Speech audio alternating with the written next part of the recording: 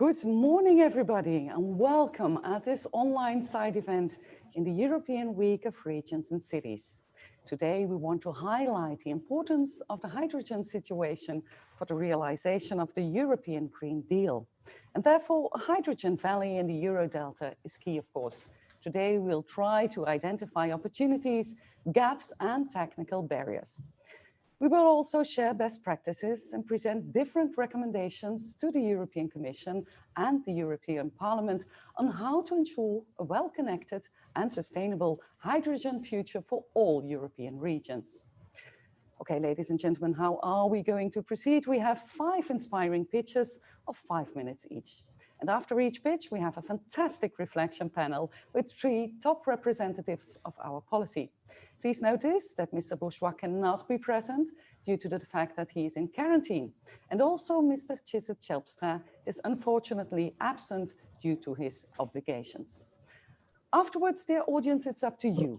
After each pitch, I will ask your questions during a short Q&A. So please do use that opportunity and ask those questions. For that matter, you can use the chat box.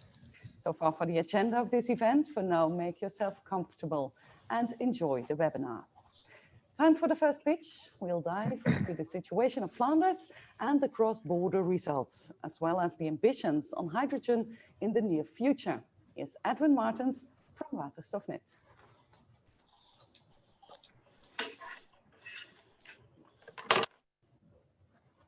I will give you an overview of the results and ambitions on hydrogen for Flanders, connected to the Netherlands, to Germany, and to Europe. Therefore, I will present the results. I will mention the focus areas of Europe on hydrogen. Then I will present the ambitions of the region and give an overview of the local players that want to contribute to those European targets on hydrogen. The first result in 2011 was a 1 megawatt fuel cell test facility on bioproduct hydrogen. It was the biggest in the world at that time. It was built at the port of Antwerp at Solvay site, and it was supplied by industrial companies coming from Flanders, from the Netherlands, and from Germany. Another important player in our region is Van Hool in Flanders, because they are the main European constructor of buses on hydrogen, and they already supplied buses on hydrogen to Belgium, to the Netherlands, and to Germany. Also, VDL, a company in Flanders and the Netherlands, is supplying buses to the Netherlands, and they now recently supplied the first truck to the Netherlands, and within a few weeks they will supply the first 40-ton truck in Europe to the Colruyt site in Halle for the first demonstrations. We have also a manufacturer of garbage trucks on hydrogen in our region. The first tests have been done in Lommel in Belgium, and now we have also demonstrations in the Netherlands and in Germany with these garbage trucks on hydrogen. So we have results in our region connected to the Netherlands and to Germany. What are the main focus areas of Europe on hydrogen? First, Europe wants to connect member states by the hydrogen refueling infrastructure. Second is they want to have heavy-duty logistics on hydrogen in order to have zero-emission transport. Third is the promotion of production of green hydrogen coming from renewable electricity. And the fourth one is to have a transport network for hydrogen cross-border through the member states. Regarding the first focus area, there are discussions between Flanders, the Netherlands, and Germany on the optimal rollout of the hydrogen refueling infrastructure. Second is on the heavy-duty logistics on hydrogen. There The regions are working on a very ambitious plan for 1,000 trucks on hydrogen in 2025, and it is an initiative by Air Liquide together with the ports in Belgium, the Netherlands and Germany. And for connecting Antwerp, Rotterdam and Duisburg, one needs about 25 refueling stations to be built before 2025. It will be the biggest plan for this application in Europe. Regarding the production of green hydrogen in the port of Zeebrugge, Colruyt and Fluxus will decide the coming months on a 25 megawatt electrolyzer plant, and also in other cities and regions in Flanders and the Netherlands, big plans for green production of hydrogen have been announced recently. Finally, regarding the backbone, there is a plan between Flanders and the Netherlands and Germany to make a hydrogen transport plan. It's called Green Octopus, and it's connecting the ports of Flanders, the Netherlands, together with the clusters of the chemical clusters, the hydrogen clusters in Germany. Here you now have an overview of the regional actors that are active in hydrogen technology. You see about 60 logos of companies, but much more important is that those 60 companies are covering the whole hydrogen value chain, starting from green electricity to the end use of hydrogen. So concluding is that our region has results, has ambitions, and together with the Netherlands and Germany, we think that our local industrial players can play a major role in making the European targets on hydrogen coming true. Thank you for your attention. Thank you, Mr. Martens. Perhaps my question to you, what's the key issue that you want to address to my panel? Yes, live, I will talk a little bit faster. Yes, I think the key is that Europe has very big plans. We have local players, as I said, and it's crucial that the most dense area of Europe, being, I think, Flanders, the Netherlands, and North Rhine-Westphalia, with a lot of industrial clusters, with a lot of mobility, that they work really together in order to be the front-runner region in Europe. I think we have all ingredients to be that.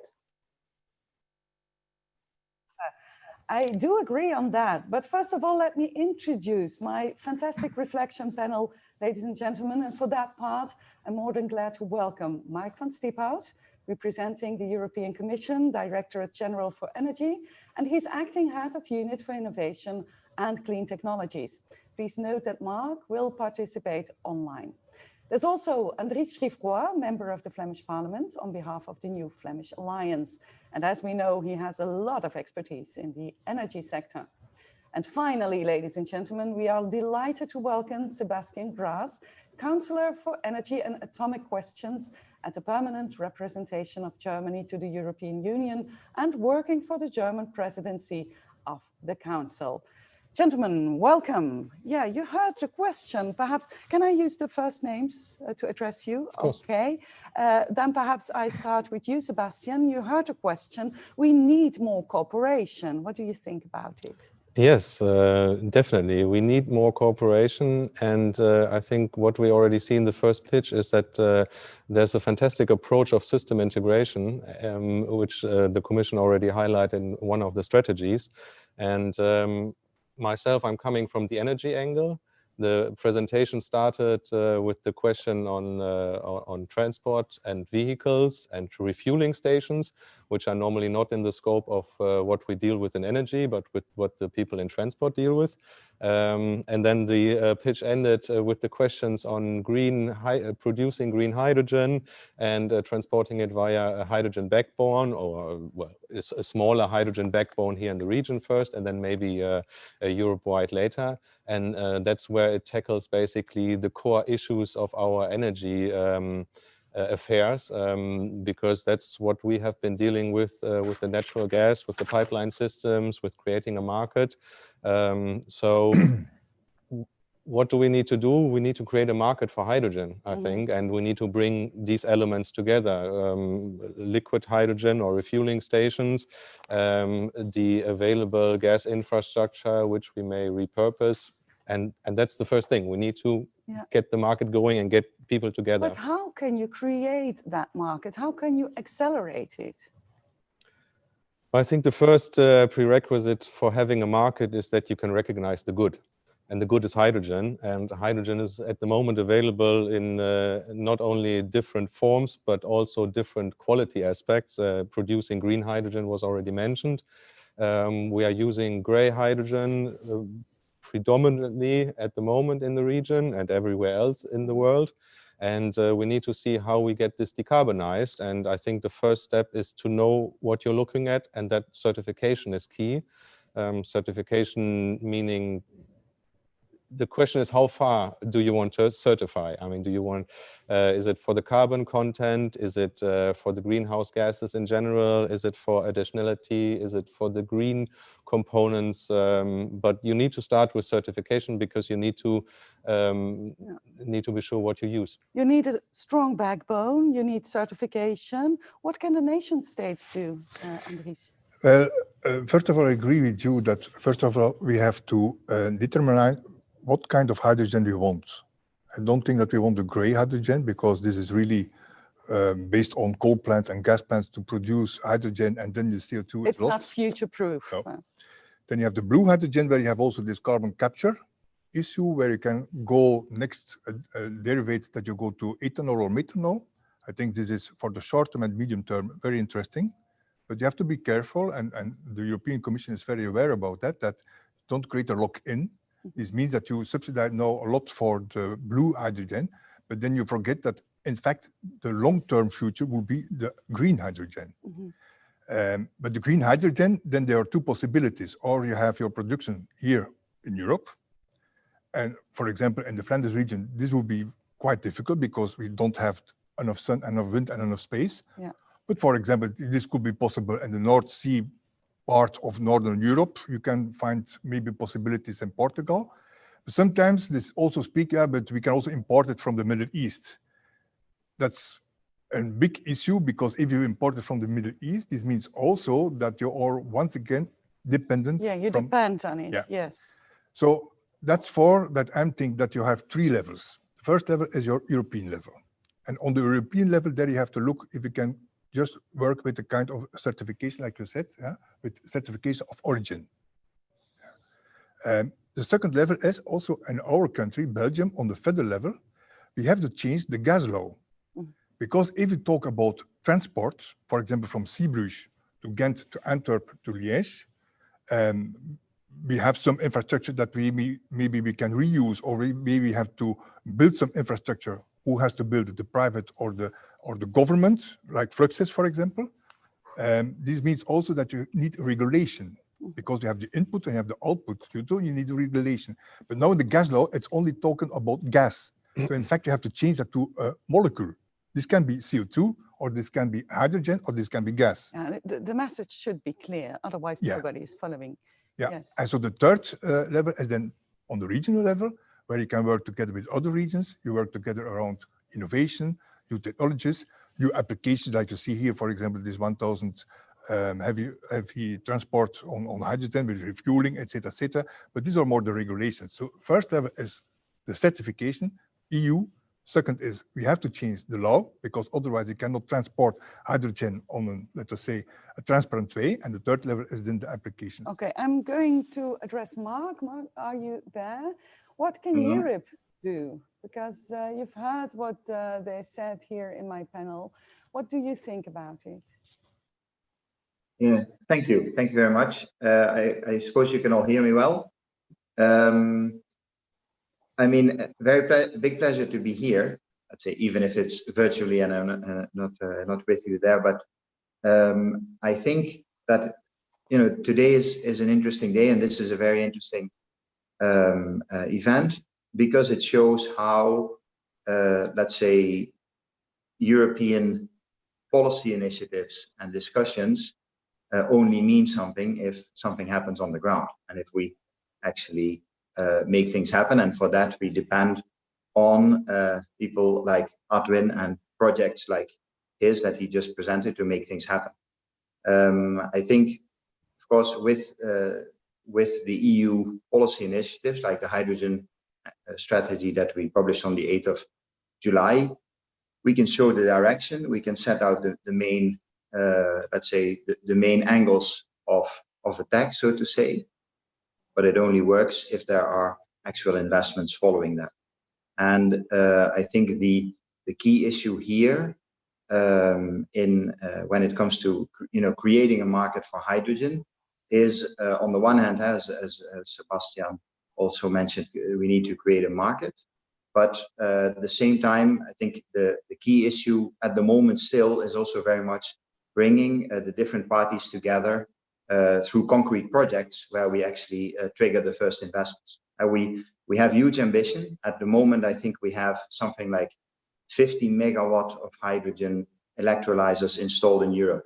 And by 2030, we want to be at 40 gigawatt. So that is a huge increase. And at the moment, an electrolyzer and the hydrogen it produces, and so renewable hydrogen, is still too expensive. So we need to invest big time in the innovations and in the scaling up. And we can only do that if we give the certainty to the ones that build the electrolyzers that there will be demand. And if we give certainty to the ones that invest in, let's say, the use of hydrogen, that there will be sufficient supply. And I think the project that we just heard about is a beautiful example of how you bring those two together. And that we can do that with targeted investments, targeted funding, both research and innovation funding, and like Horizon Europe or the Innovation Fund. Now the recovery money hopefully provides a big opportunity to put our economy on track to more sustainable transport and industry. And I think this is where hydrogen really is very promising, but it still needs to happen. And so I'm also very curious to hear the other projects that we're going to listen to later, but I think that this is what's needed. And I think what we can do at EU level, as I said, we can set the direction, we can provide funding for these type of projects, so really support them to build up and create the networks. Create the networks of the competences, make the information exchange. We want to set up hydrogen valleys where we bring the different parties in Europe together for things that start small, but that can be integrated into a market later. I think those. Okay, Martens, what did I say? Okay, Mark, as you say, there are high ambitions, really huge ambitions, and there is a lot of money invested that is needed as well. So how can we put the noses in the same direction, faster, quicker? How can we do that on a European level? Well, I think first of all is to discuss a strategy on where we actually should go. And that is what we did at the 8th of July. I think in Germany, there is a very clear hydrogen strategy. In France, they're working on it. In the Netherlands, they have the hydrogen valley being driven also from the north of the Netherlands. And, let's say there's a big consortium there in Belgium and Flanders, driven by the harbor in Antwerp. So I think that what we try to do with the hydrogen strategy is really give a push and a support to those initiatives. Do you hear me? Okay, I see that Jan was raising his hand. Jan, you want to add something to that one? Yeah, many thanks for the excellent presentations. I'm from Limburg in the Netherlands, and of course a partner is in Limburg is our industrial cluster Gemmelot, which has both pipeline corridors with the Port of Rotterdam and the Port of Antwerp. What we see is that there is a number of short-term, intermediate, and long-term pipelines requirements by different partners, and we see in the Hague between the ministries, we see that pipelines in the one is there's three angles on pipelines where some coordination. And also from of course this panel, I'm curious what you think of that. The electricity sector with the big gas and biomass installations can benefit from hydrogen, but also from CCS. And of course, our nitrogen, OCI nitrogen fertilizer entity in Limburg also already has a large demand of hydrogen, but can also benefit for the short and the intermediate term from CCS pipelines, but also from a couple of other pipelines.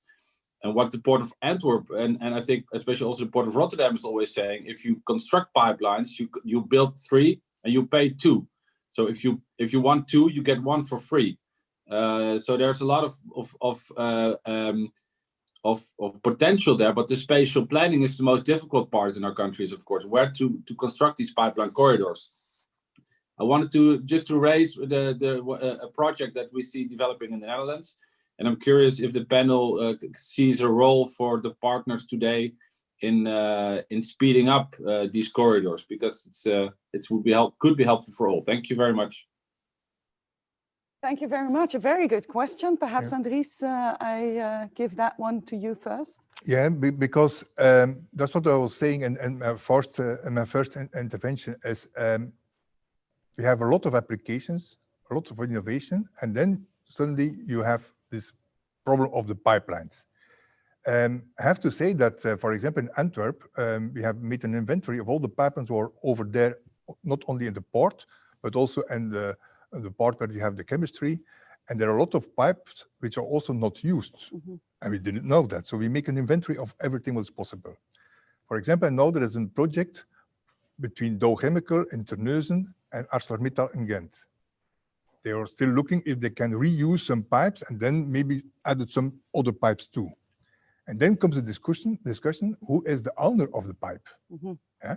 Because you need license, you go on public grounds, or you go underground, but it's public. And so you see that there is a big issue between, for example, some private players and, for example, Fluxys or Gasunie will say, no, maybe that's our job. And how can you deal with it? How can you solve that problem? That's why I'm saying that we have to change the federal gas law, because that's regulated over in this federal gas law, because in this gas law is foreseen what about tubes and pipes, but only for gas. And hydrogen is at the moment not defined as a gas. So we have to change this gas law in a molecular law so that you have no issues anymore when you talk about CO2, hydrogen, gas. Yeah, okay. Perhaps same question. You had a question, Sebastian. Yes, thank you very much. Well, that's a very difficult topic because we're already going deep into the regulatory questions. First of all, I would like to address the carbon dioxide pipelines because I think that's something that we see growing also on the European level. We have the projects of common interest which are helping these CO2 pipelines develop, but I think they are different from the other pipelines that we're talking about, so we can separate them a bit, but we kind of need them if we want to have blue hydrogen in the meantime. So CCS is not dead. Let's just put it this way. With regards to the other pipelines, I agree with you that we need to look at the legislation and that we need to see how we get this going. But we have this slight problem that we do have some hydrogen pipeline operators already, which are not regulated. And then we have the natural gas pipeline operators who would like to become hydrogen pipeline operators. But the question is how, and then what you just addressed. So we need to carefully balance out how we implement this regulation, how we that we do not regulate too deep because we want to ramp up a market, we want to scale up a market, and the regulation we had in place was meant for a well-developed, a mature market. So regulation was about cost efficiency, and now it has a completely different purpose. So we need to probably adapt a little and work our way towards what we really need. So maybe start with excess regulation. But yes, we need to first work out how do we open natural gas pipelines to other gaseous fuels, also for the spatial planning matters, and for the question that when you pass someone's private property, for example, we discovered in Germany that these arrangements with the owners are limited to natural gas transport. And the question is raised now: what happens if we have an empty natural gas pipeline? We want to repurpose it, but we can't because of these problems under the ground, on the ground. Yes, Andries, and then I go to Mark. We have two nice examples. For example, we have to change now in Belgium from low calorie gas to high calorie gas. And this means in the whole investment in the future, we have some empty gas pipes. Mm-hmm. So what we can do with that, and then you come in that kind of discussions. Mm-hmm. Mm-hmm. Secondly, if we talk, for example, about green hydrogen in a gas phase, yeah, we have the infrastructure. This is Zeebrugge. The Zeebrugge is for gas, so it's not for molecule. So how we have to change, that's what he wants to say, this access point, this has to be regulated. Okay, Mark, I will come to you because I understand that there are a lot of parties around the table and that we will need a lot of diplomacy. So how do you look at it? Yeah, and actually I was quite involved in the last time we reviewed the gas market legislation in a different role and quite some years ago. And as Sebastian said, at that time, we weren't thinking of,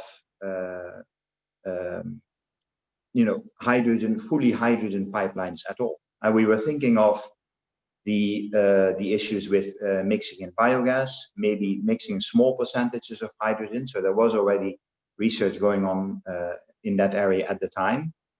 But the things we're talking about today, in terms of really dedicated hydrogen pipelines and a hydrogen market in Europe, that was really not something that was a question at the moment. So it's the legislation was not designed with those type of things in mind. And indeed, we're talking about here we're talking about a new and emerging market where we want to develop the investments. And the most important thing is get the investments off the ground in hydrogen use and in hydrogen production. And so if we need pipes for that to be able to connect the supply and demand, then we need to facilitate the investments or the conversions of those pipelines as well. This is an issue that we're looking at the moment quite a lot. I think we also need to bear in mind that the gas market is something.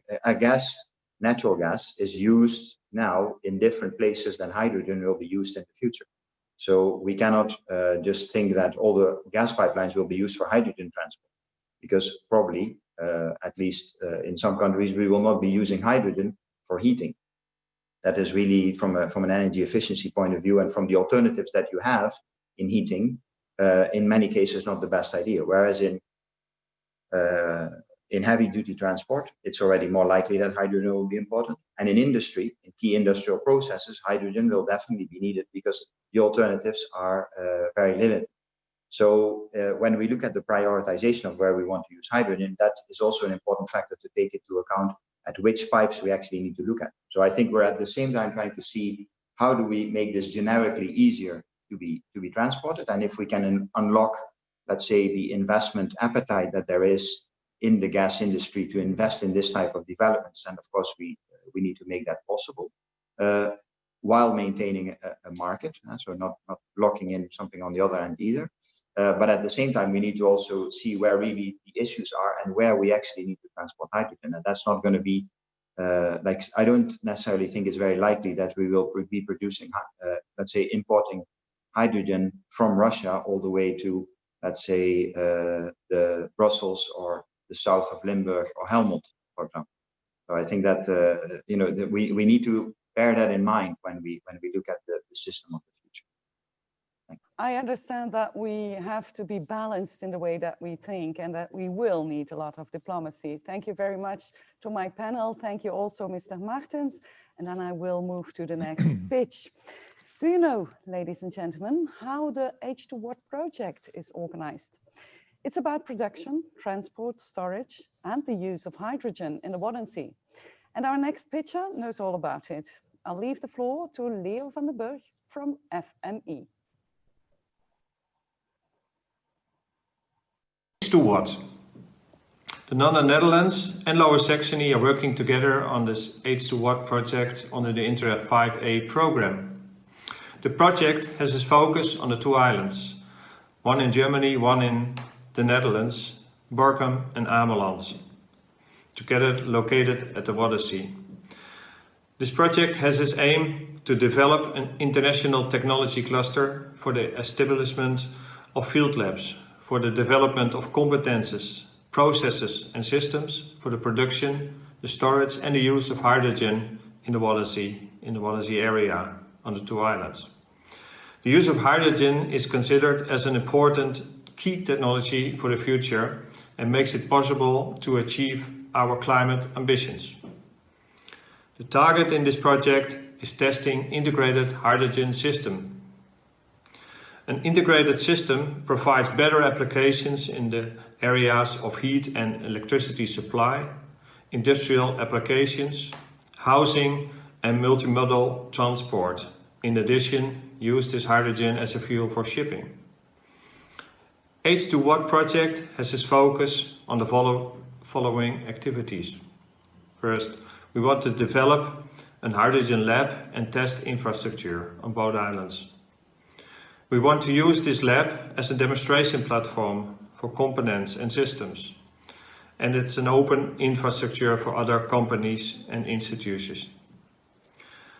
And we want to develop pilot projects like the hydrogen water taxi and the hydrogen train on Borkum. Thank you very much for doing this pitch of the project H2Watt. Okay, thank you very much as well. Then I go to my panelists.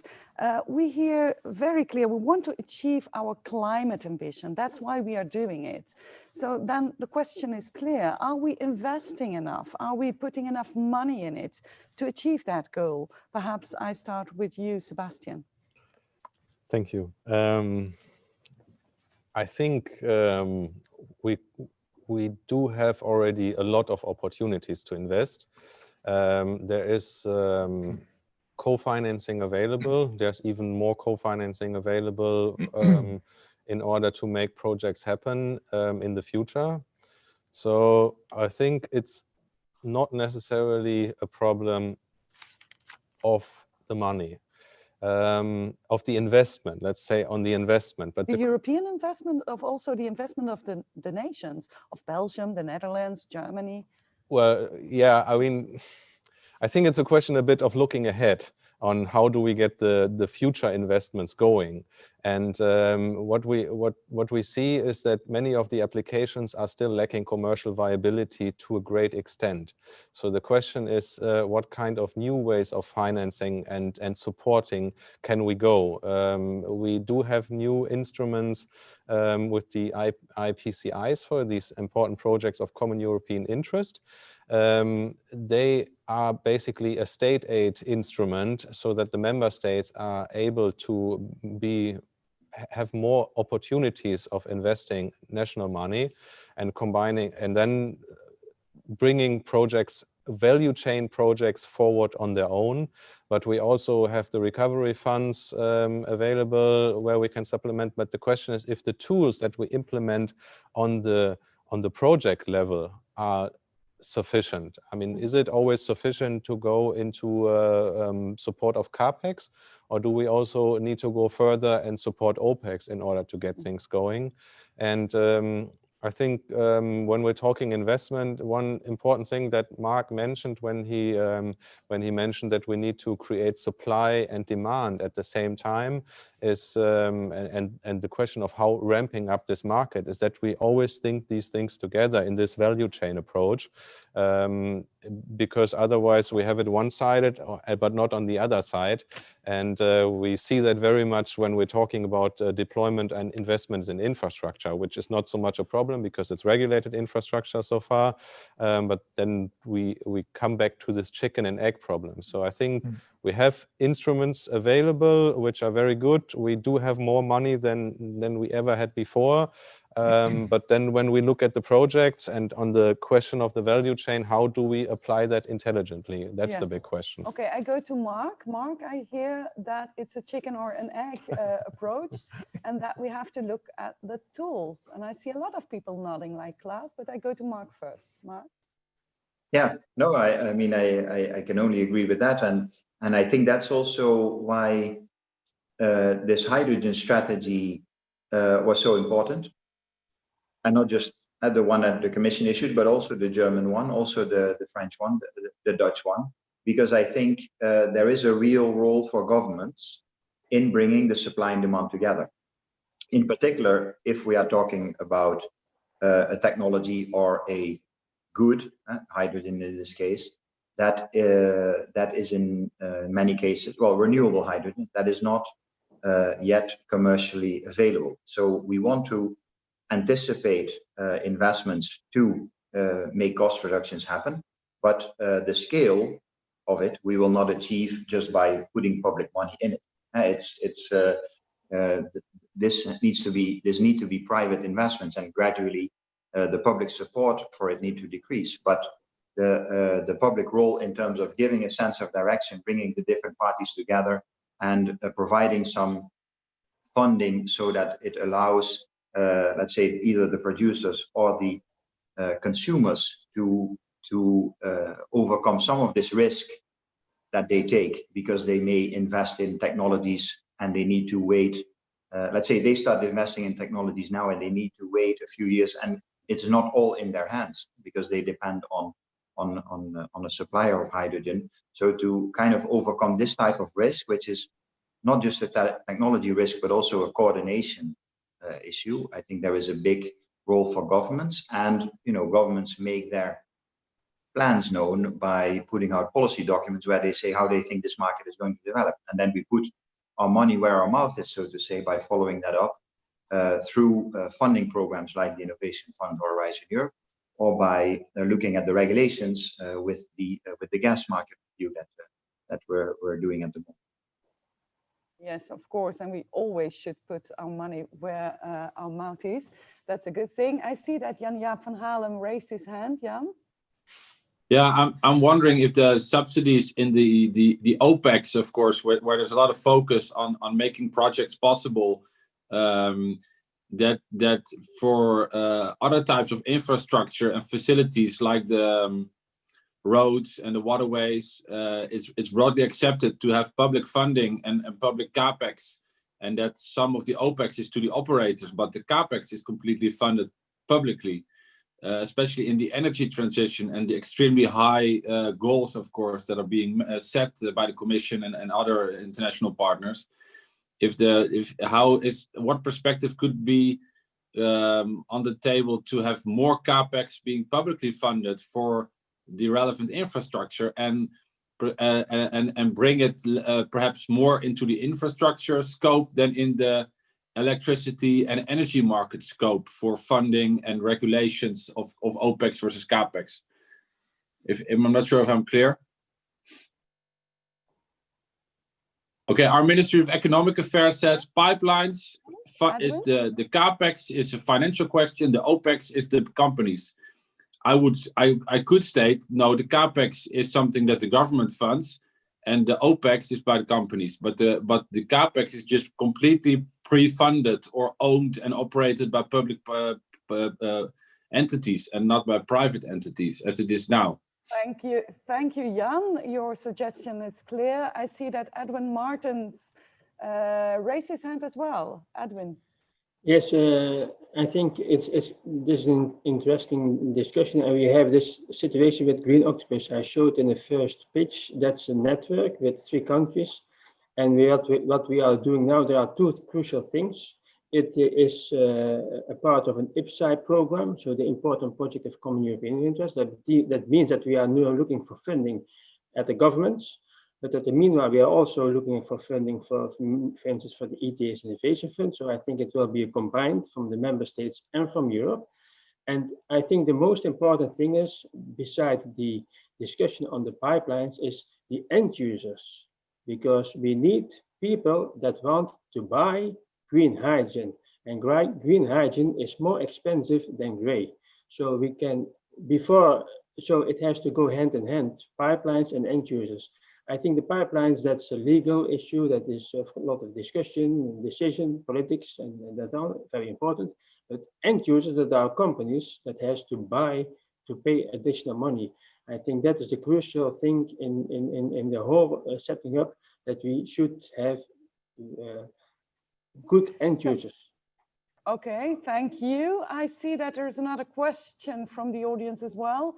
Regarding the IPCEE process, the Netherlands has already run a call for interest. Could you comment on the IPCEE application process for Germany? And will there be an expression of interest there as well? Perhaps I can go to you, Sebastian. Yes, I'm happy to comment on that. Yeah, it's true. I mean, we already have a couple of member states that set aside money for the IPCEI applications, and then basically 1 year ago, Hydrogen Europe, together with the Commission, they modeled these different value chain projects, which we saw one green octopus. I think we have a blue flamingo and silver spider and all kinds of these funny animal names. And yes, we are working on these on this call of interest, expression of interest as well. It's a new instrument. It's a big instrument, and we want to have it open for more than one project. So we really would like to go potentially for different IPCEI projects, and we want to carefully select these. And as I said before, this is a state aid instrument.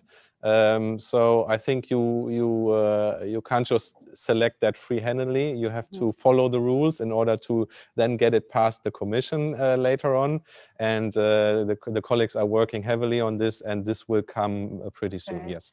Andries, same question. Do we have something like that in Belgium? Well, I cannot discuss on the Belgian level because this is in competence of the regions. Yes. Yeah? So we have to look what Flanders is doing. And of course, you're right. When we're talking about the IPCEI projects, there are a lot of possibilities. We have now deal with one. It's about batteries. That, for example, together with Umicore and with other countries, etc., following the rules. But that's about big amounts. And so you cannot put a big amount for so many projects. You have to choose. You have to make a choice. Yeah. And so we have also, for example, we have our spearhead clusters. In these spearhead clusters, we have, for example, the Blue 50 and the Blue clusters. It's about 3 million euros a year supported by the public government. But it's also in a quadruple helix. Quadruple helix, this means private, innovation centers or knowledge centers, the government, and the civilians. Because this is important. If you have not the civilians with you, then nothing is going you can make a lot of applications, etc. We have our innovative business networks, same amount. We have our moonshot, 20 million a year. And I think that Mr. Martens knows very good the moonshot and maybe other projects, I think, with the Blue Cluster, etc. So we have divided a little bit our budgets in CapEx around a lot of projects. Yeah? What I see now is that with the recovery after COVID-19 is that going in depth and more depth is for us not a problem. So we'll put more money in CapEx and more money in green recovery. The only thing is then you have to find also the project, because what we don't like to do is to do it top down. Yes. So say as a government, you have to do this. No, it has to come bottom up. So we are looking for the projects, and then we will look for the funding, and I'll be sure that we'll be okay with the funding. That's not the issue. Mark, I hear that it has to come bottom up. Is Europe looking at it at the same way? It has to come bottom up. Yeah, I mean, you know, it's... Europe has to make the decisions as well. Sorry? It's a yes and a no, because Europe has to make strong decisions as well. Yeah, I mean, I think it's, you know, what I said in the beginning, at EU level, we can set up strategies and provide regulations and funding to trigger the investments, but the good proposals need to come from all these people that we are listening to today. So I think that's that I think is how it works. So in that sense, indeed, it's bottom up in terms of what are actually the concrete investment ideas, but it's up to the governments also to bring the parties together and to create the support and the investment frameworks to make these things happen. And that's the dialogue we are in, and I think that's why the day like today is so interesting. Yeah, I can see another question as well. Belgium has also launched a call for expression of interest for the H2 site before summer, and 20 projects, A2-related projects, have been introduced and are now under examination. Can you tell something about that? I don't know the finest which, because this is something which has to be, let us say, controlled and followed up by the administration. So they are, in fact, the people who has to follow up. But I see also the comment of Mr. Martens that it's in the final phase. Yes. So I'm very happy that we are now with the IPCEI in the final phase. And then next step is, of course, the agreement of the European Commission. But this means that we put the money on the table if there are the projects. That's not the same as Sebastian said before. Okay, thank you very much. Gentlemen, we leave this one to it. Let's move on to the third pitch. And that's on what has happened within Rhine and what we are striving for now. I'm delighted to introduce Klaas van Staalduinen from the Dutch province of South Holland and Anne-Kathrin Liponer from North Rhine-Westphalia.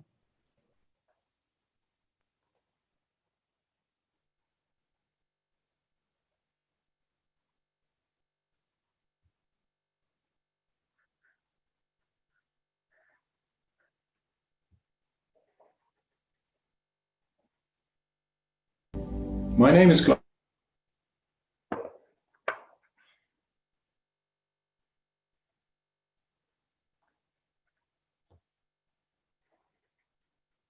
Okay, we have a technical issue, so we try to do that once again.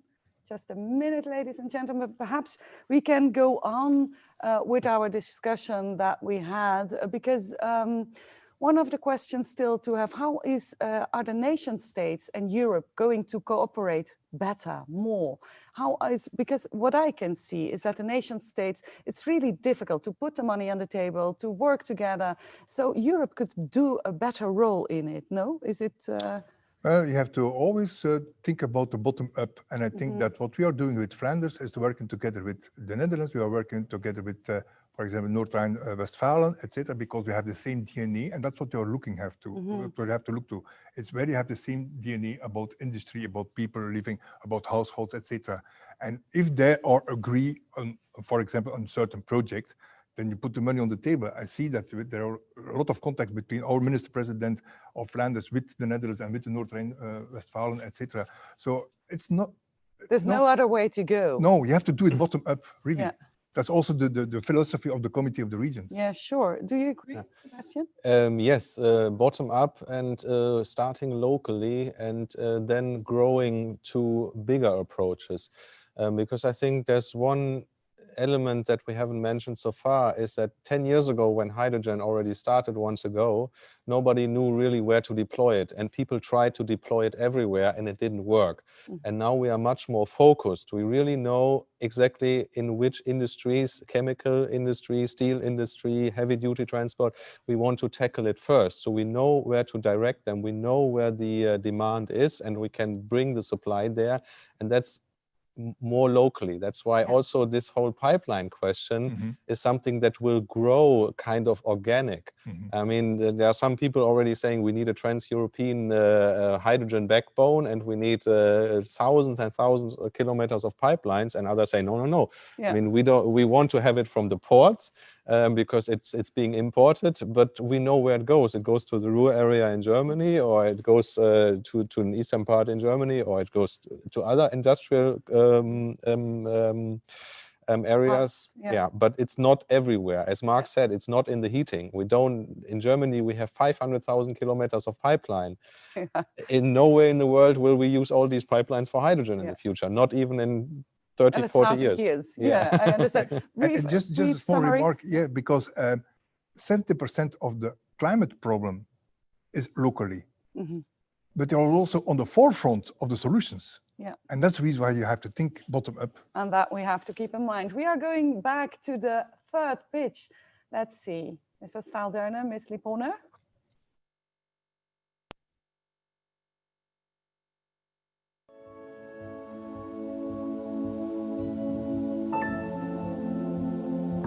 Goedemorgen. Bom dia. Good morning. Good morning. Dzień dobry. Buongiorno. Bonjour. My name is Klaas van Staalderner and I work at the province of Zuid-Holland in the Netherlands. And I'm happy to be your ambassador, to be Rhine's ambassador today again, after having pitched this program in last year's side event as well. Today I will do this together with Anne-Katrien Lipponer from North Rhine-Westphalia. And our message is, the Rhine partners, public and private, are ready to start realization. This is the moment. Transport makes almost a quarter of Europe's greenhouse gas emissions, and we need to reduce those emissions now. Rhine is a unique opportunity to reduce greenhouse gas emissions on the Rhine-Alp transport corridor. We as Rhine aim to make hydrogen a key enabler for a climate-friendly future. Rhine has not started just now. In our initial phase, we started with a kickstart study that already has received excellent review by the European Commission. In our kickstart study, we examine technical, legal, and economical solutions for applying hydrogen in the transport corridor. We will be finished with that in mid-2021.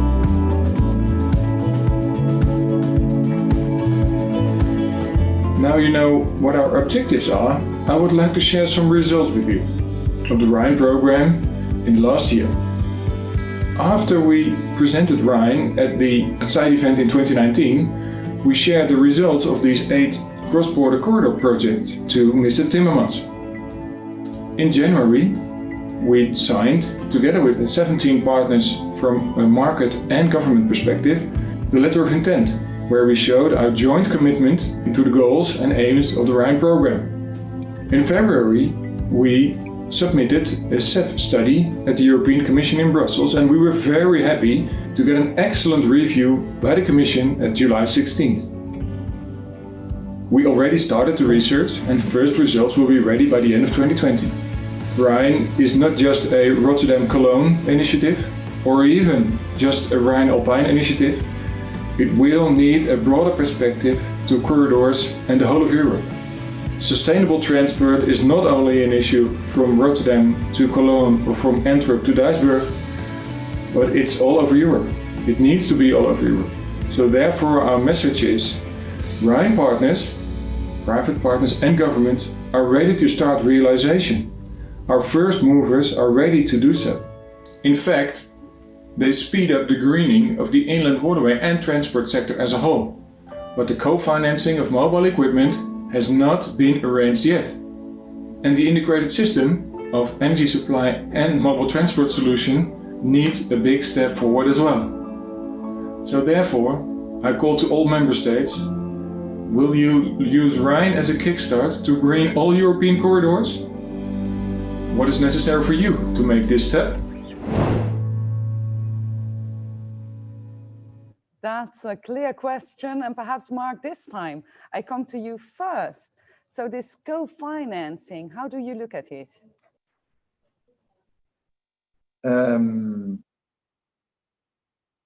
Good. No, I think as was mentioned in the presentation, this project is already receiving support from the EU, from the Connecting Europe facility. As a matter of fact, so this is the instrument that we have at EU level to support infrastructure development, both in energy, in transport, and in ICT. And that goes in 2 ways. First is studies and feasibility assessments, which are not small work. They are already very often in the level of a few million. So it's really a profound, close to starting the work type of preparation. And then for some investments, we can also fund the actual rollout of the infrastructure. And so this is a very important instrument for us to be able to fund these kind of infrastructure developments. And here, of course, in particular, in light of the Green Deal, we're also more and more looking at ways how to transform the transport system in a sustainable way, and look at also ways to bring things that are innovative, but that are, that we can roll out at a bigger scale, and support that development. And this is, as you saw also in the movie, this is by definition a thing that goes across borders in Europe, and where one of the core elements of the instrument is really to bring parties across the transport corridors in Europe together. So I think that this is, this is a first step, and then of course some of these projects can come back if they actually want to invest in the rollout. But there is also a dedicated process for that. And maybe one other thing to mention that is also more and more important in this instrument. As I mentioned, we look at energy, we look at transport, and we look at ICT.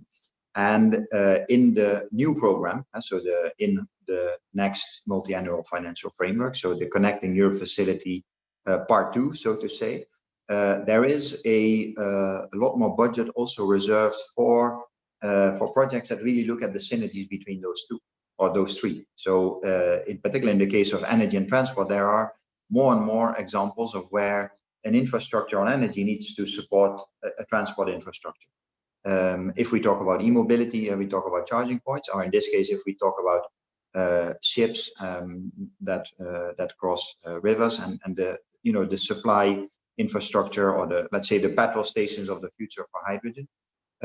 You see, so this is also a way in which we can facilitate these bringing parties together, not just within the energy system, so to say, but also between the different systems. And this was also one of the core things that we highlighted in the system integration strategy, because now that the energy transition moves forward, in electricity, it's going very well. We're investing a lot in renewable electricity, and there is really a transformation happening, and the market now is completely different from 10 years ago.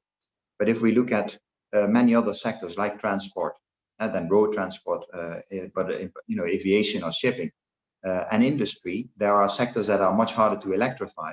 So we also need to look at other solutions, and that really requires a much more integrated system planning and an integrated infrastructure planning. So these type of projects are really very, very good to show the way. Once again, you have to look at it from a broader perspective. I have a very clear question, Mark, perhaps that one's for you as well. What is needed to get Rhine's first movers started? Need to do that? Well, I would hope that they would know, but all the difficult questions are for you. Yeah, but well, I would imagine that to get those Rhine's first movers get started, what do you think they should do? Well, I think they probably should be investing in boats with hydrogen-propelled engines, and in the infrastructure to be able to tank up the fuel on the way. So that's really a matter of connecting let's say the technology in the ships, and building new ships, as well as the charging infrastructure, and of course linked to that the hydrogen production. But I think already aligning the investments in the ships that actually will use the hydrogen and the charging stations for it will be enough of a challenge. And I think, but I think at a bigger level, you would then also want to make sure that you use this to sign a contract and drive an investment in electrolyzers, so that the hydrogen will actually be green. Okay, thank you very much. I go to the rest of the panel. I heard also we need to look at it, the Rhine, as a unique opportunity. Do you look at it like that, Sebastian? First of all, I'm happy to talk about the Rhine because I've lived along the Rhine for quite a while, and I know it's the heartbeat basically of our region where we lived, and everybody loved the Rhine. So it's good to start with the Rhine. Co-financing, I think, is a very tricky issue.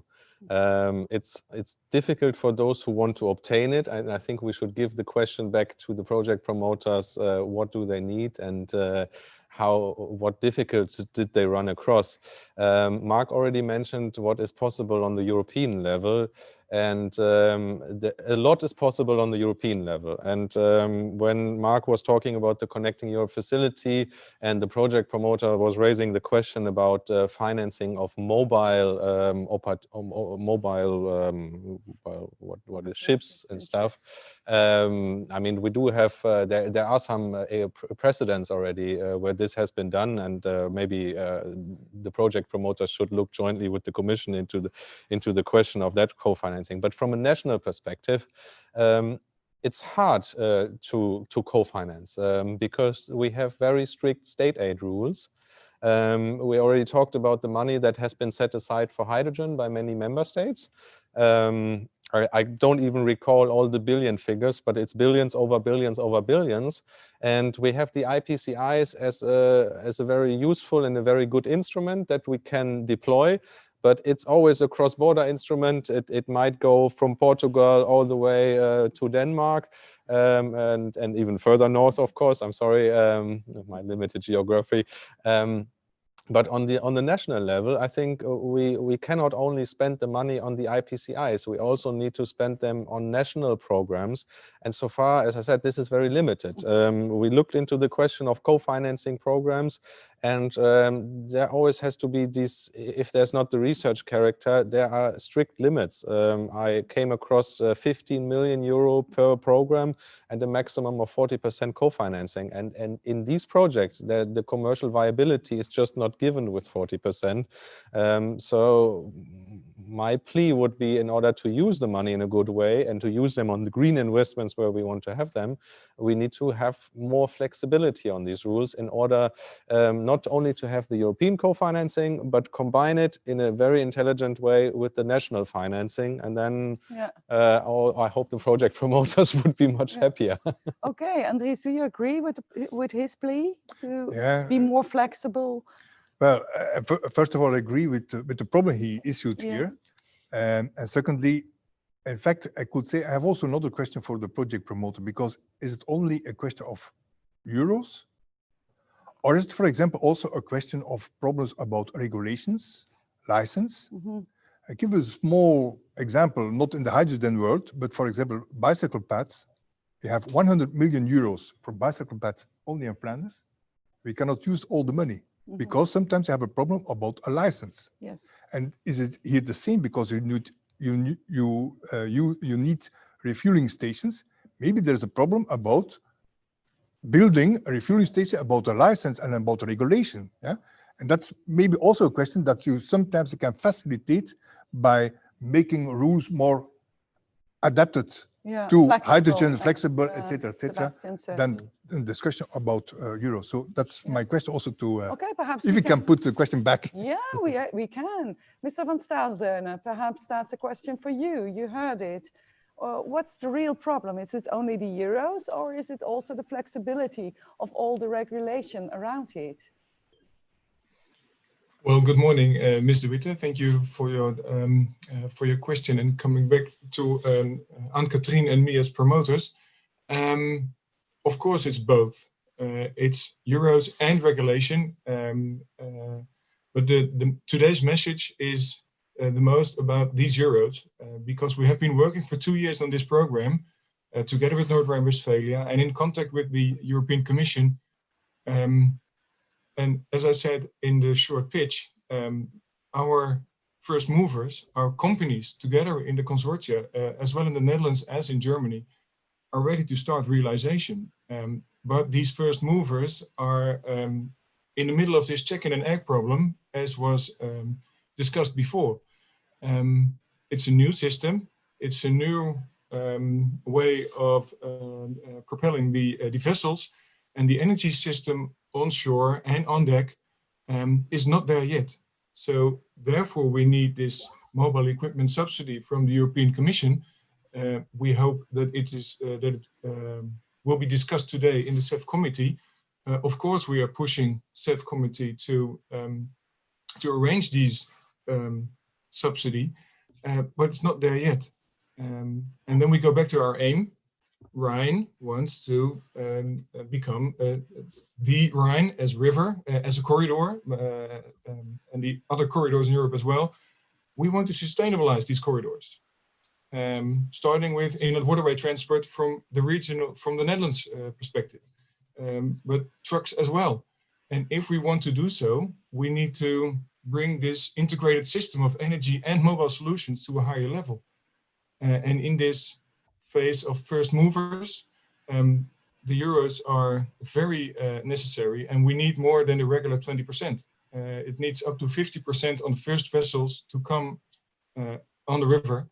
And if we don't arrange this type of money, then we're not able to start in a proper way. And for the last time, as I mentioned, we have these partners ready to start. So yes, our message today is it's up to the Euros. I would like to elaborate more on this a little bit. So, yeah. So I think, of course, financing is an important issue here, and it needs to be like a smart financing system or funding system. However, it's true, regulations are a big issue we're looking into now as well, because we try to realize infrastructure measures that hasn't been in place the way that we try to realize them yet. So yes, everything also has to fit. So we need funding that also works with us looking into certification processes for the inland vessels that we need to figure out as well. So it's a very complex challenge, and we need like a little bit of flexibility to tackle all of them, because everything is very interwoven in terms of technical and economical, of course, but also regulatory problems that we face here. So I understand it is about Euros and flexibility, as we said here before. I can see another question from the public.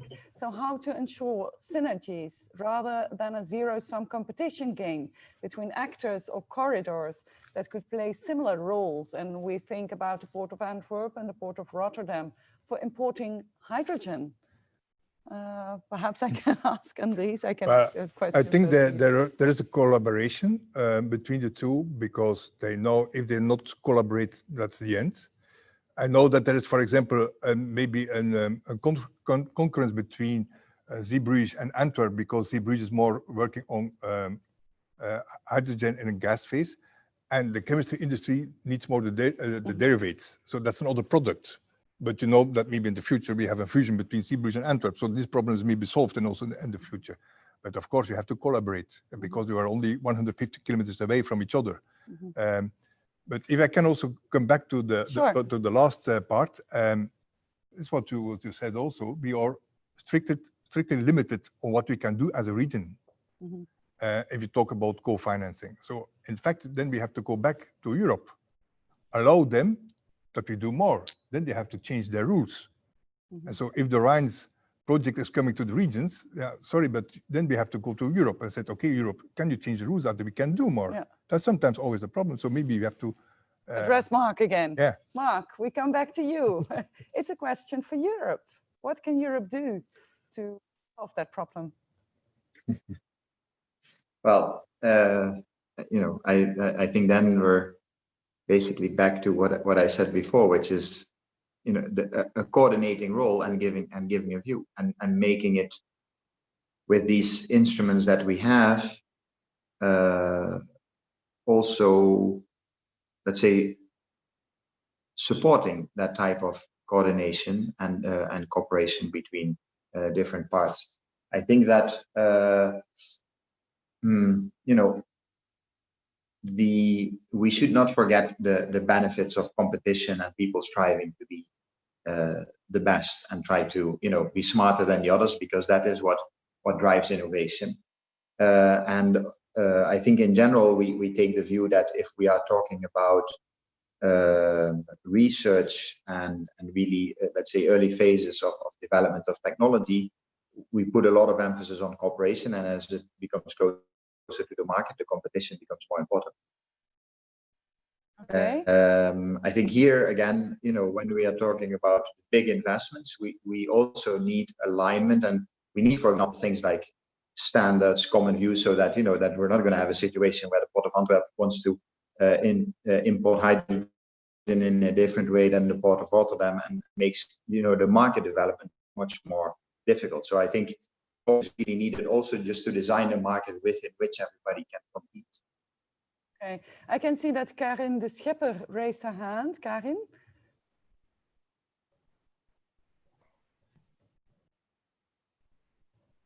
Karin de Schepper, you have a question.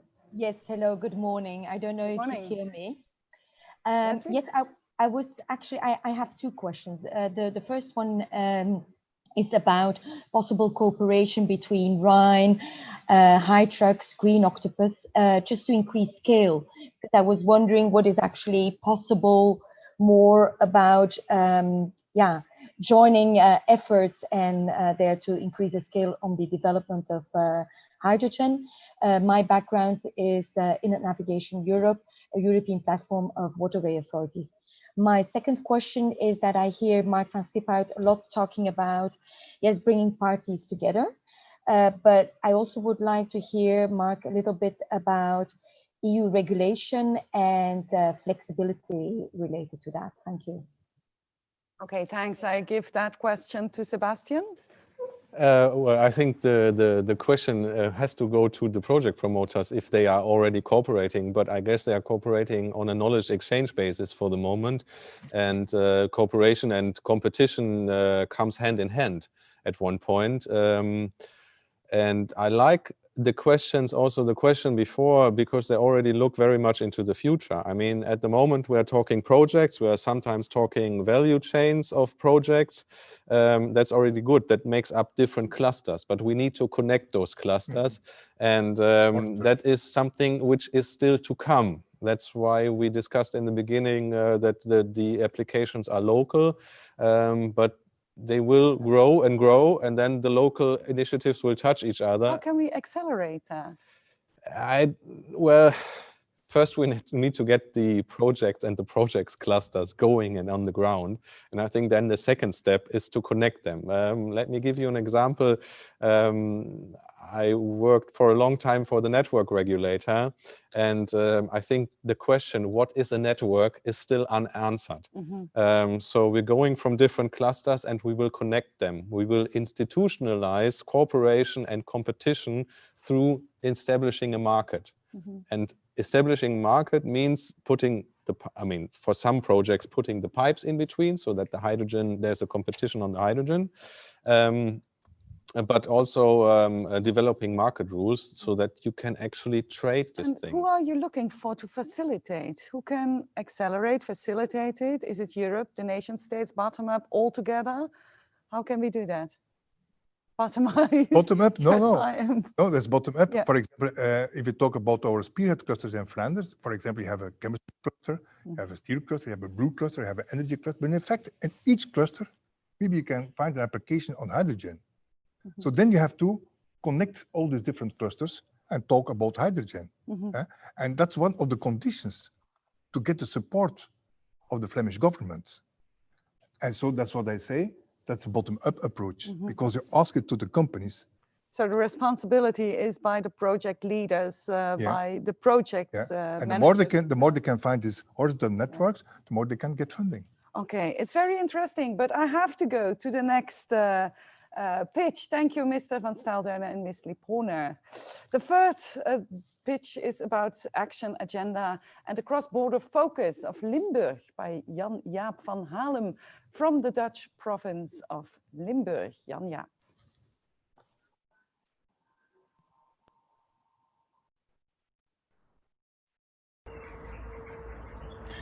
Good afternoon from Limburg in the Netherlands. Thank you for the opportunity to explain our vision on hydrogen from our border region perspective. The province of Limburg has developed its hydrogen agenda which was published in May this year, which was received with quite some enthusiasm by our provincial politicians. Are aligned, of course, with the national goals in both Germany, in The Hague, and of course in Brussels. I think there's three main priorities. First is to, of course, stimulate the R&D and the innovation in all different types of production of hydrogen, and of course transport and storage of hydrogen. We are in a phase where we have to learn and expand what's going well, but also acknowledge that not everything has the perspective that we hope for.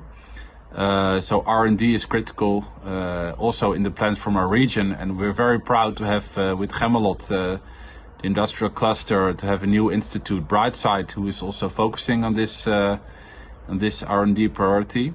Second is, of course, well, living labs could be the word to use to grow the experience with the use of hydrogen for transport, but also for small-scale storage, for use in heavy transport, perhaps also on the water transport, and of course in the logistics sector, for example. The sustainable hydrogen, not only the blue and the green, but perhaps also new colors that are being developed to see how we can use this hydrogen in all aspects of life in Limburg. From our politicians, it's being stated very clearly that not everything is possible. We have to do what's possible, not only what we wish for, but focus on what is possible. A bicycle on hydrogen, for example, should not be a priority, and perhaps also the use of hydrogen in the housing sector is not the first place to start. But we have to learn by doing, and that's the second priority of the Limburg hydrogen agenda. The third, and not the last, but not the least priority, is to establish the right infrastructure connections, both with the ports, the North Sea ports, and the north of the Netherlands, with the Eemshaven and Rotterdam, and possibly also Antwerp, but of course also with our German neighbors, with their challenges of their Kern- and Kohlenausstieg. We see from the location of Limburg that we're at the heart of the traditional IRA cluster, and that pipelines especially could be beneficial for all the partners. New pipeline infrastructure for hydrogen, which could also be combined with CCS, green pyrolysis, and other molecule transport means through pipelines. These could be combined in corridors between the North Sea ports, Limburg, and the German industrial clusters, and that's the third priority from the Limburg perspective. Many thanks again for the possibility to be here today. We are very eager to continue this conversation, and we look forward to be able to meet you in real life again, so that we can really meet and discuss in more detail what I've been explaining in the last couple of minutes. Thank you very much. Thank you, Jan-Jaap, and we are all looking forward to a physical meeting, but it's still not possible. What's the key issue, in fact, Jan-Jaap, that you want to address to my panel? Is it about the heart, Limburg being the heart of Europe? Well, it's the first 10 years of our horizon is more about blue hydrogen, and blue hydrogen requires CCS, and CCS is also beneficial for meeting the reduction goals and also staying in the right 5% of the ETS and possible national CO2 levies. So the storyline for where we want to be in 2050 is interesting, but more crucial for our industrial partners to be able to continue to invest in innovation. They also need to be able to meet their goals and not be completely overtaxed by by CO2 and ETS levies, and therefore CCS is could be a stepping stone. No one wants to talk about it, of course. It's not dead yet. I heard earlier today. I thought that's a frame I want to keep using. It's not dead yet. I think there's so much problems with biofuels, with geothermie in Dutch. I'm not even sure what the English word is. There's so many blockades to meet the goals, but CCS is here and practical and ready to use, and also would allow blue hydrogen to be fabricated. I'm really curious if we could be more discussing that as well. Thank you very much again. Thank you. Okay, that's you started to laugh because it's not dead yet.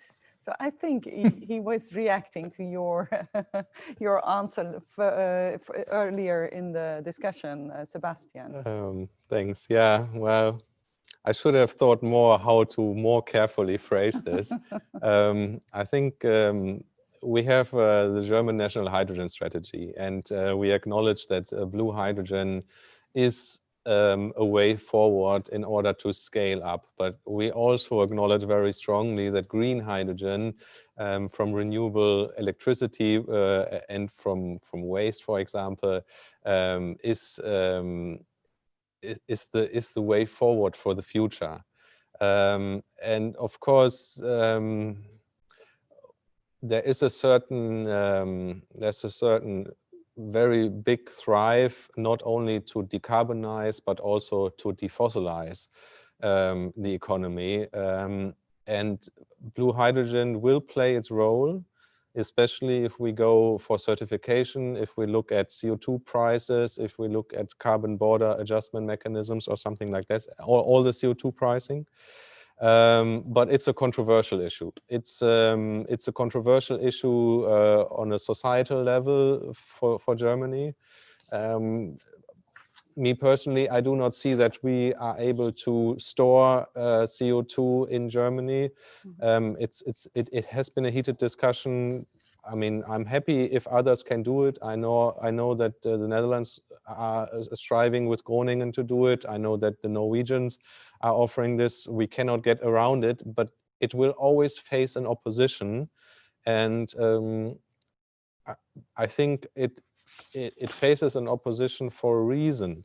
And because it also opens the door for other questions, hydrogen produced from coal, and then we're still burning, many things we can go down. I don't want to go down this way. So yes, there is a way for hydrogen. I don't know for how long. Nobody knows for now. We're trying to avoid lock-in effects, but the long-term perspective is green hydrogen, I think. Okay, thank you. Marika, I'm coming to you because like the energy market is a European issue, but as we heard, like Limburg is in the middle, in the heart of Europe. Could this project be somewhere, somehow, a pilot project? What do you think? Yes, definitely. And I think what I heard from Jan Jaap saying, the learning effects, not trying to do everything at the same time, but also prioritize some of the uses. I think that that is very important. I can only agree with what Sebastian said in terms of it's important to get a market going. But if we talk about the end goal, it is hydrogen based on renewables. And I think we want to avoid lock-in, so that when we spend our R&I budget, that we spend that on what we in the end want to achieve. And so we focus also on R&I in green hydrogen, which is not to say that we don't invest in CCS as well. I think if I see what we're discussing now in Horizon Europe and what we are doing in the Innovation Fund, there is CCS is also a priority. But in a generic way, and I think what we have said already quite a few times is that the shift in CCS, let's say the priority use we see for the moment is in industry. But you see that, you know, hydrogen as a priority use in industry, and the link with CCS as a priority use in industry. It's all linked to the issue of creating alternatives and looking at the different alternatives to decarbonize also the industry, which I think in Limburg with Gemmelot, the big site of DSM and all the other companies that have since then joined DSM on that site,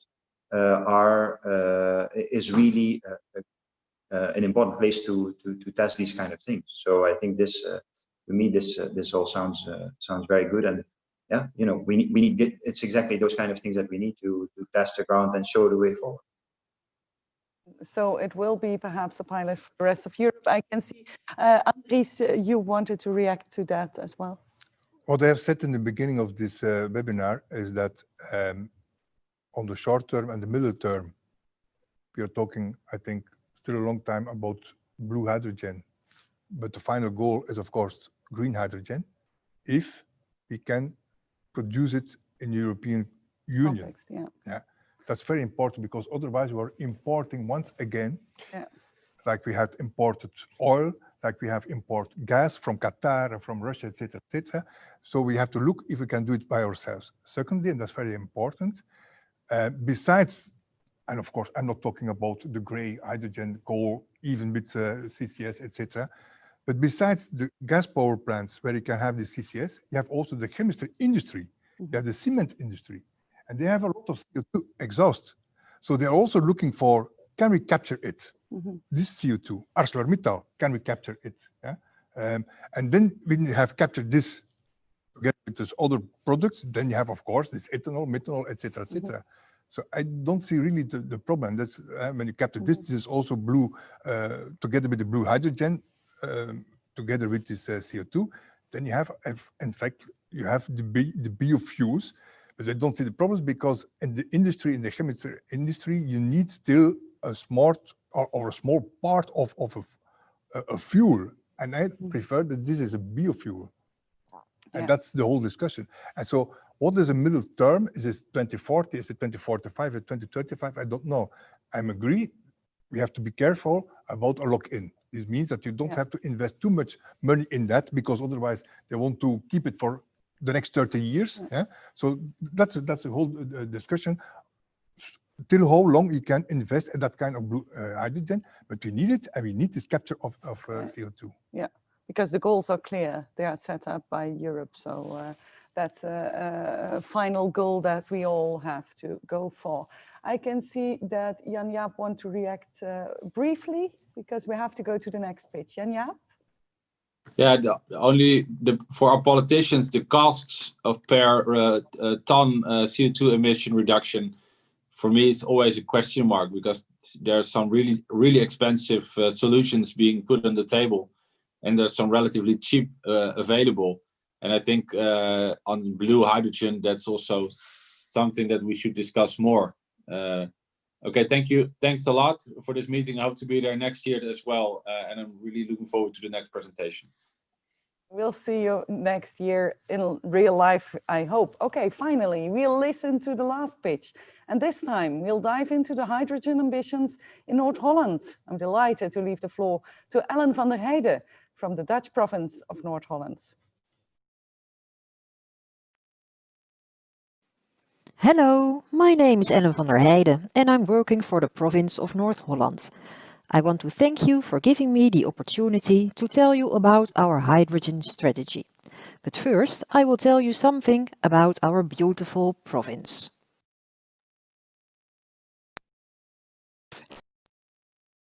Of Texel. In Texel, they have high ambitions in terms of sustainability, and they see opportunities for hydrogen in this.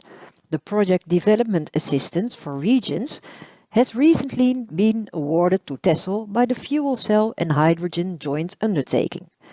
With this assistance, they can carry out some innovative hydrogen pilots and demonstration projects.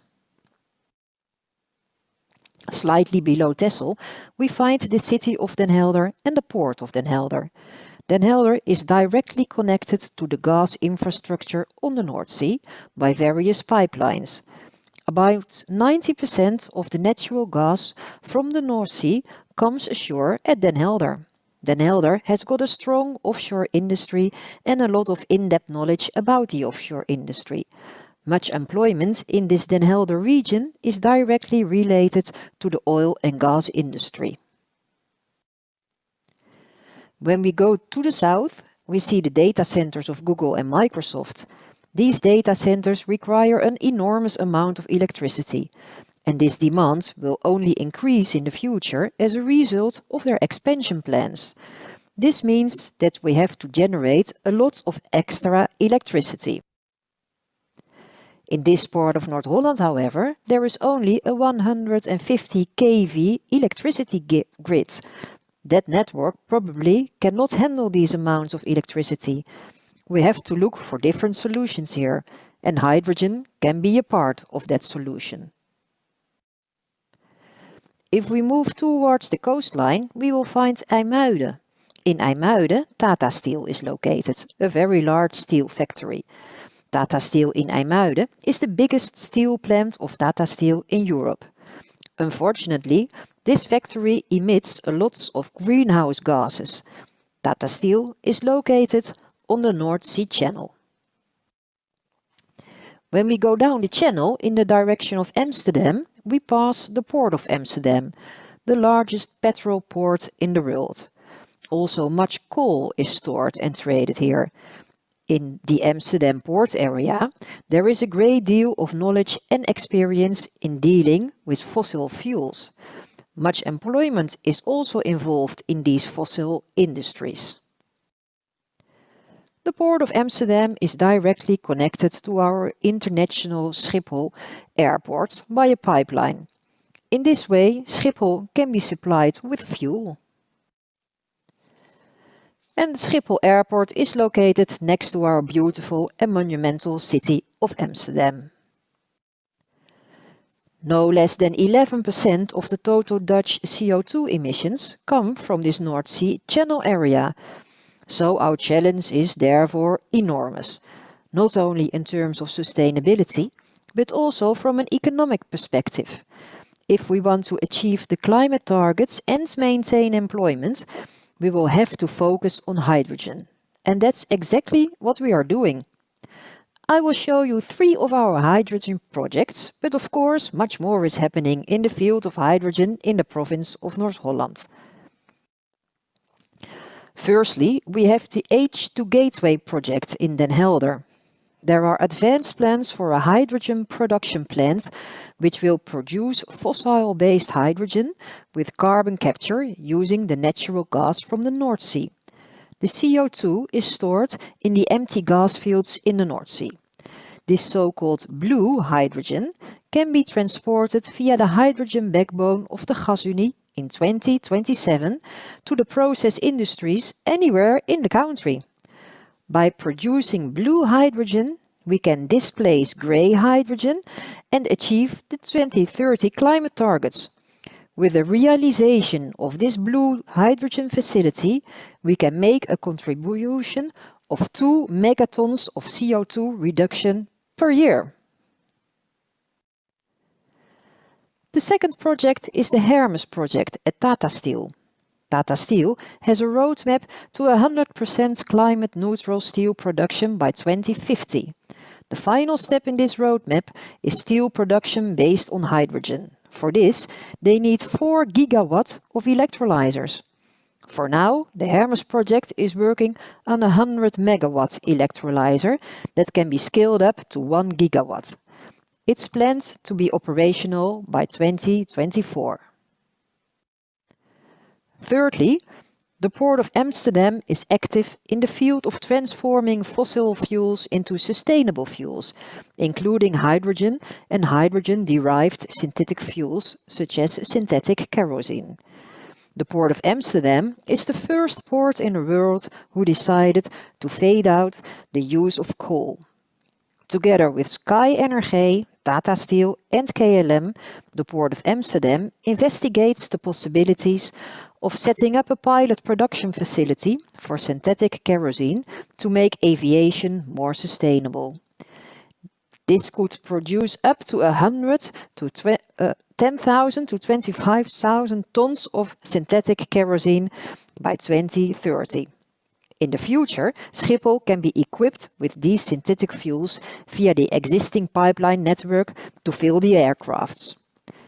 The knowledge that the Port of Amsterdam has with the import, storage and transit of fossil fuels can be put to good use for the sustainability trade in fuels. In 2050, the Port of Amsterdam can, with 2 liquid hydrogen terminals, meet 2 to 4% of the demand for hydrogen in Europe. So, we believe that hydrogen is a vital element in a 100% fossil-free society. That is why we are strongly committed to develop a hydrogen economy. In the short term, 2027, we can help Europe to achieve its 2030 climate goals with the production of blue hydrogen. After 2030, we can bring in green hydrogen to help Europe to reach the 2050 climate goals. Thank you very much. Thank you very much, Ms. van der Heijden. And then perhaps the key question for my panel. What's the key issue that you want to address to the panel?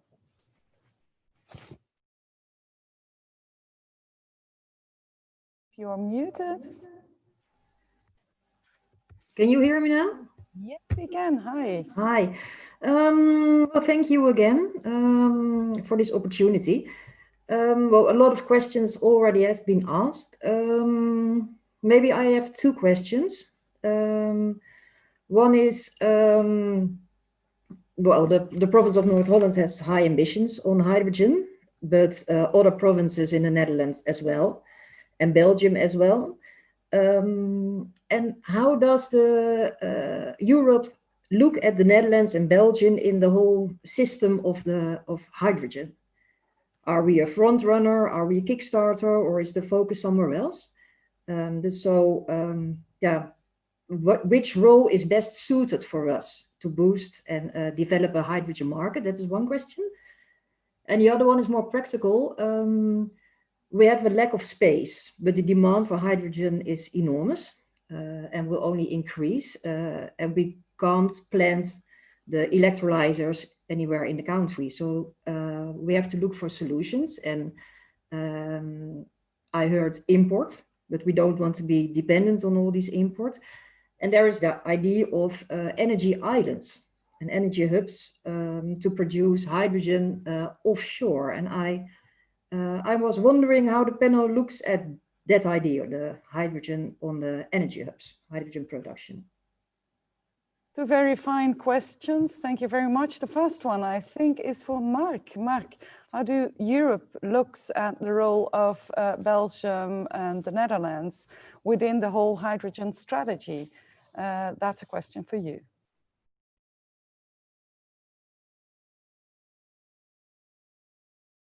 There. Yeah. That he left. But I think Mark has difficulties with the connection.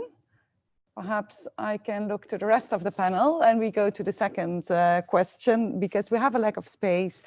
She says we need energy hubs, but we don't want to be dependent on that we have to fetch our energy somewhere else. How do you look at it?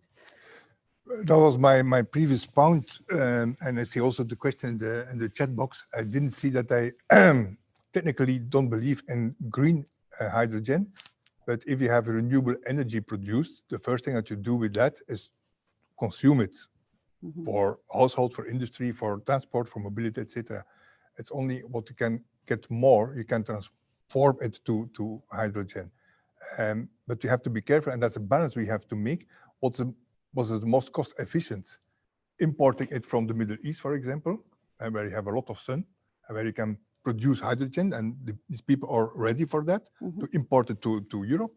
Is that the best solution then? Or is the best solution that you have a combination with your CCS and with your hydrogen to make biofuels, etc.? And that's the question of what is the lowest cost for the highest output. And that's what I say. And of course, if it's possible, and I think that, for example, in our region, but I'm only talking about Flanders, I think, for example, maybe Germany have more possibilities. They have in the Baltic Sea a lot of possibilities because there's always wind over there.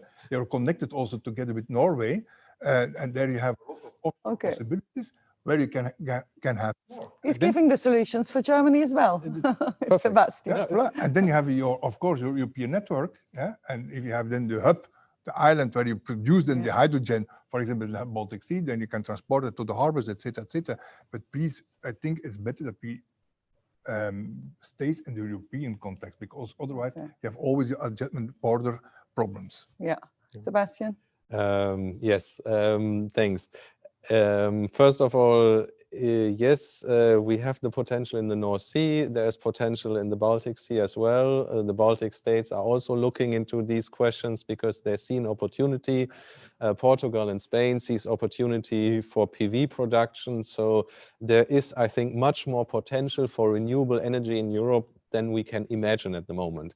I think the long-term strategy of the Commission was calculating without imports. So the decarbonization is happening without imports. But of course, we are not living alone in this world. And there's WTO and there's free trade, and we all like this. I think we have an opportunity. We can avoid new dependencies. We can maybe even cut some old dependencies because we're not using these energy carriers anymore. But as you rightly said, we will rely on a market, and we will get the market, we will get the product where it is the cheapest. And if Saudi Arabia can do that with the same standards and the same norms as then we should look at it, consider it at least. Well, not only consider it, but I think it's just better for us if we go the most cost-efficient pathway. About the first question, perhaps I can address that one to you as well. How is Europe looking at Germany, at Belgium, the Netherlands, within the hydrogen strategy? How is Europe looking? Yeah, that was the question. How is Europe looking at the role that the Netherlands and Belgium can play within the whole strategy, hydrogen strategy of Europe? How do you look at it? You mean as Europe, as the other member states? Yes, or? yes. Well, first of all, everybody's looking, especially at the Netherlands, with the repurposing of the pipelines and building up already kind of regulation as a front runner for transport and for use and for the combination with the ports. So I think that is also with Belgium, with the ports, this is really a front runner issue, and other states are looking at this as a potential to export it to us because we're already very keen on using it. But they're also looking at the deployment of the technologies, and they look carefully and at what point of time they will adapt this. So I think every member state is happy for other member states that do something and that we can learn together. And we are all at very different starting points, and for some it's more feasible to kickstart it early than for others. Others have completely different problems, and they are encountering hydrogen now. But not everybody could be a front runner. Could Belgium be a front runner? Because that was part of the question as well. Well, I think that in our government agreement on the Flemish level, there is very clear that we want to be the front runner on hydrogen. You see also that in the Energy Transition Fund, funding by the Belgian government with the nuclear fee that NG and the other ones has to pay to the Belgian state, there is also funding foreseen for hydrogen projects, but they have not ambition because they have only funding. But at the Flemish level, we have this ambition to be. I agree that we don't have finished the strategy, because in the strategy you have to look what you want to do about pricing, about colors, about people, etc., etc. This is for the next coming up months, but we are already investing a lot of money in private projects, spearhead clusters, etc. Could Corona be a game changer to accelerate things, to make that mind shift, to make that shift to a hydrogen strategy? Yeah, surely. I see that now we can discuss items what was, for example, 1 year ago not possible to discuss about it. And that you see. Secondly, at the Flemish side, we see that we have let us say, not a big debt already, and that's not like the Belgian level, and it's like the Netherlands, for example, they have also a very good budget, and then you can invest. And now you see that, for example, that we are investing really, for example, in the renovation wave, we're investing in more innovation projects, etc. So we are investing the next coming years, about 10% of our global budget as an extra investment that we are doing. And of this 10%, most than 50% is really green recovery. So this mind shift can be accelerated by Corona. How do you look at it, Sebastian? I think it was that was the only lucky coincidence about Corona, that it came alongside with us realizing that decarbonizing our economy doesn't stop at electricity, because I think we're pretty far there, but then we need Energiewende 2.0, where we go for transport, industry, the gas market. All hasn't been tackled in the same way as electricity, where we are already very far. So okay, perhaps the last question. What is the next step? What should I take home? Andries? Networking. What I have in my preparation of this discussion with the panel and with the pitches, etc., I was looking to a lot of projects, and I've seen a lot of things, a lot of coming up, bottom-up applications. I think we have to think also more about lighthouse projects. This means that you say, okay, this part is, for example, lighthouse, and then afterwards we can copy it and scaling it up. We have to look to regulations. This will be important. We have to look also that projects is possible in a regulation-free area, and that's what we are looking also in Flanders, for example. They just say, okay, try your project, and you know the regulation for a certain time in a certain area. So you're more flexible than normal. But etc. So that is, I think, for the next coming year. Thank you very much, Sebastian. Andries, I need to cross off all this from my list that you already said, and I fully agree with this. Let me add 3 things. First, use the momentum that we have at the moment. So this Corona question, the money that we have, we just need to use this now and get going.